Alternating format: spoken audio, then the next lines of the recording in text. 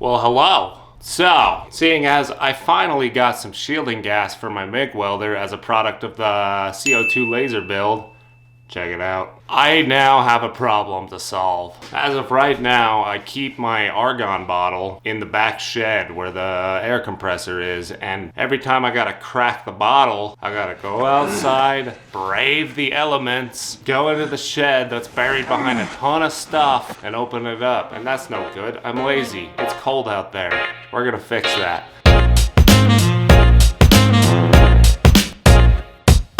The problem with having such a tiny shop is organization is just an ongoing battle. So, we're gonna build an enclosure for my bottles and possibly other stuff with a shelf on top and a door that swings upwards so it's not a pain to get into if I have a tool sitting in front of it. Oh, let's do that. Here's the shelf that we're gonna put on top. So we gotta clean this up and we're gonna build the thing to basically match the dimensions of this shelf. Let's build a simple frame for this thing and then I can kind of explain my thought process. My door on the front is going to be sliding on these drawer slides, and the longest I could get are 24 inches, so we're going to just try and weld two of them together, and then we'll see how long that'll extend out, and we'll build our frame based off of that dimension.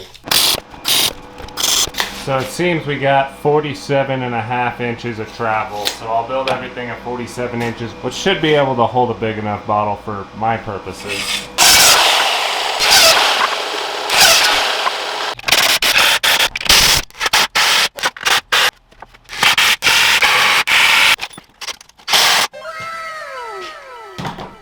So this is going to be the frame for where the bottles are going to be sitting. Complete with nice split wood, off-center joints.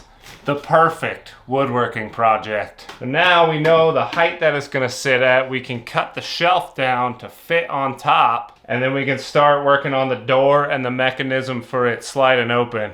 Now then, our shelf can go up top. Just like so. Now we can figure out how the door is gonna melt. Now we can figure out how I'm gonna mount the door. So there we are, we're just gonna use this sheet of MDF as the door. And it looks like I can line them up right with the bottom of the door and it'll work out just perfect. While we're back here, we're gonna install our hardware for the counterweight system. So in order for this to be not a horrible pain to pick up, I'm going to have some pulleys with some line going up and over the top of the shelf so I can just lift it up real easy. Then I don't even need any latches or anything. I can just let the weight hold it wherever I want it to sit.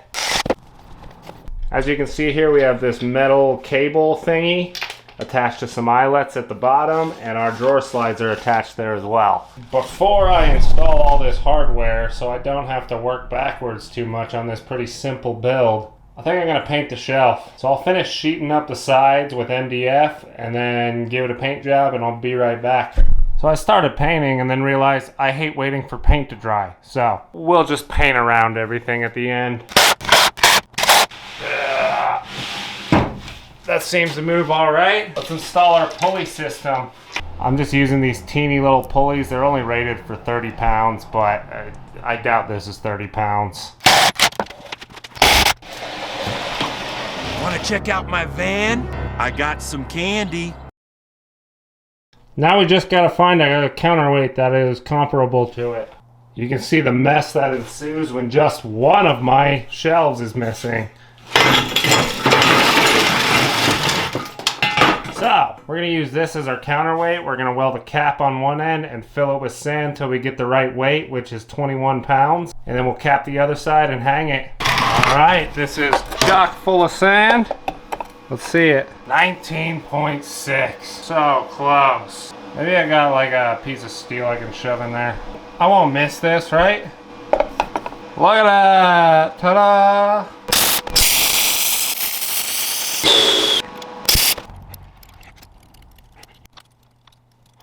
Let's let her rip. I don't think it's very even. Oops. Alright, I've adjusted it. Now this is the full length of travel.